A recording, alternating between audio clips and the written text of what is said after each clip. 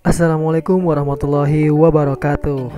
Perkenalkan, nama saya Gian Ahmad Ramdhani.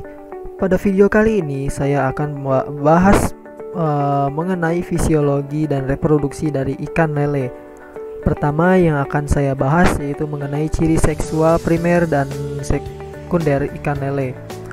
Mana ciri seksual primer ikan lele jantan yaitu memiliki organ yang bernama testis yang dapat menghasilkan sperma, serta bentuk alat kelamin yang terlihat menonjol ke arah belakang. Sedangkan ikan lele betina memiliki organ yang bernama ovarium yang dapat menghasilkan sel telur serta bentuk alat kelaminnya terlihat bulat kemerahan. Selain ciri primer, ada pula ciri sekunder untuk dapat membedakan jenis kelamin pada ikan lele. Pada ikan lele jantan, bentuk kepalanya lebih kecil dibandingkan lele betina. Warna kulit dadanya agak tua dan perutnya terlihat lebih langsing dan kulitnya lebih halus. Sedangkan ikan lele betina kepalanya lebih besar, warna kulit dada agak terang, perutnya lebih gembung dan lunak. Untuk penampakan organ reproduksi seperti gonad ikan lele itu dapat dilihat sebagai berikut. Ya, perkembangan gonad ikan dapat diklasifikasikan berdasarkan TKG atau tingkat kematangan gonad, dengan melihat ciri morfologi dari gonad itu sendiri. Contohnya dilihat dari ukuran gonad, kemudian bisa dilihat dari warna gonad dan diameter telur, terutama untuk ikan betina. Semakin meningkat tingkat kematangan gonad, diameter telur yang ada dalam ovarium semakin besar pula. Semakin besar ukuran diameter telur, maka akan semakin kecil nilai dan fekunditasnya, dan semakin kecil diameter telur, maka akan semakin besar nilai fekunditasnya. Dalam hal tingkat kematangan gonad selalu berhubungan dengan dua istilah, yaitu HSI atau Hepatosomatic Index dan GSI atau Gonadosomatic Index. HSI merupakan persentase perbandingan antara bobot hati dengan bobot tubuh ikan yang menggambarkan proses metabolisme yang terjadi di hati. Sedangkan GSI merupakan suatu proses perhitungan tingkat kematangan gonad melalui perbandingan antara bobot gonad dengan bobot tubuh ikan. Nah, mengetahui nilai HSI dan GSI ini memiliki beberapa manfaat. Contohnya dapat mengetahui pola pemijahan ikan, kemudian menjadi indikator kualitas lingkungan dan kesehatan ikan, dan berguna pula dalam pengukuran tingkat kematangan gonad ikan. Untuk rumus perhitungannya sendiri dapat dilihat sebagai berikut.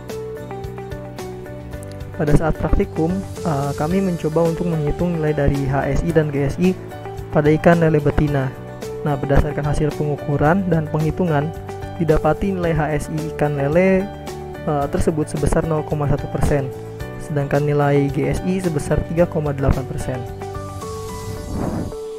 Seiring berkembangnya ilmu pengetahuan, terutama di bidang ilmu perikanan, untuk meningkatkan produksi perikanan budidaya, terutama dalam hal penyediaan benih pada waktu yang diinginkan, penginduksian hormon terhadap indukan ikan banyak digunakan untuk memperoleh gamet di luar musim pemijahan.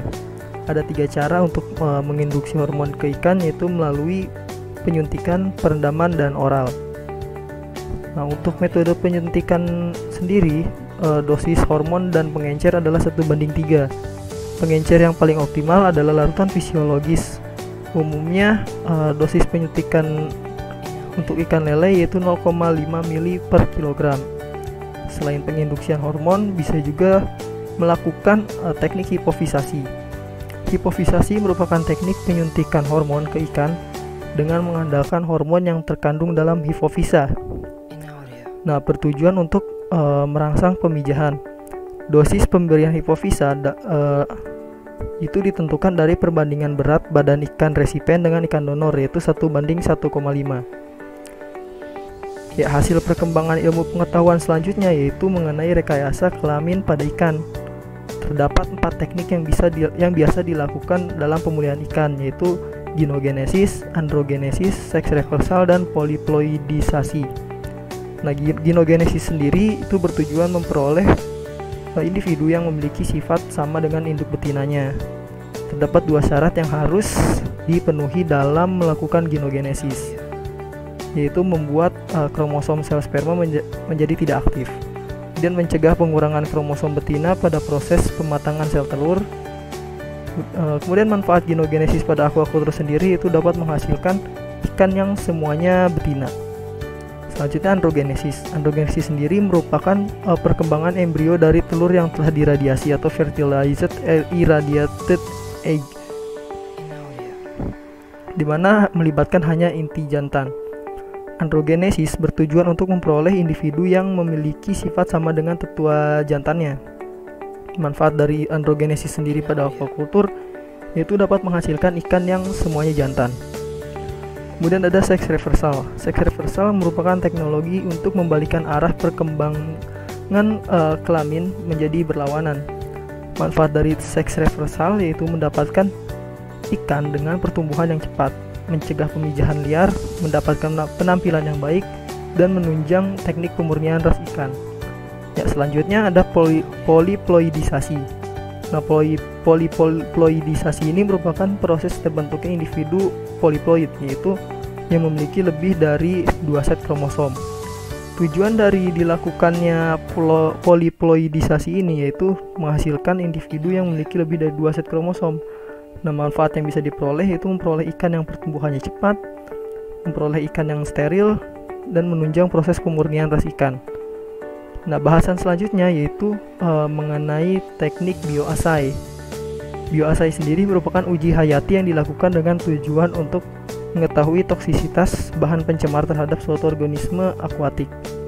Contohnya itu ada ELISA atau Enzyme Linked Immunosorbent Assay, merupakan teknik biokimia yang banyak digunakan di bidang imunologi untuk mendeteksi adanya antibodi atau antigen pada suatu sampel. Nah, prinsip kerjanya yaitu mendeteksi antigen atau antibodi berdasarkan prinsip ikatan antigen atau antibodi spesifik menggunakan panjang gelombang sebagai pembacaan pada ELISA reader.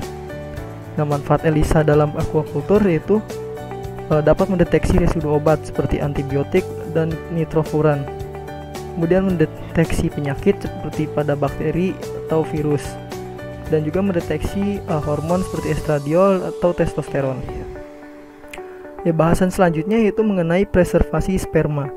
Preservasi sperma sendiri adalah kegiatan yang dilakukan untuk meningkatkan daya simpan sperma dengan tetap menjaga sifat-sifat fungsi dari sperma. Melakukan preservasi terhadap sperma memiliki beberapa tujuan seperti intensifikasi produksi benih, menghindari gamet mengalami over-ripening, memudahkan pemindahan sel sperma, dan memungkinkan pemijahan pada saat pematangan gonad yang berbeda antara jantan dan betina. Ya, sekian video penjelasan dari saya, semoga bermanfaat. Terima kasih sudah menonton.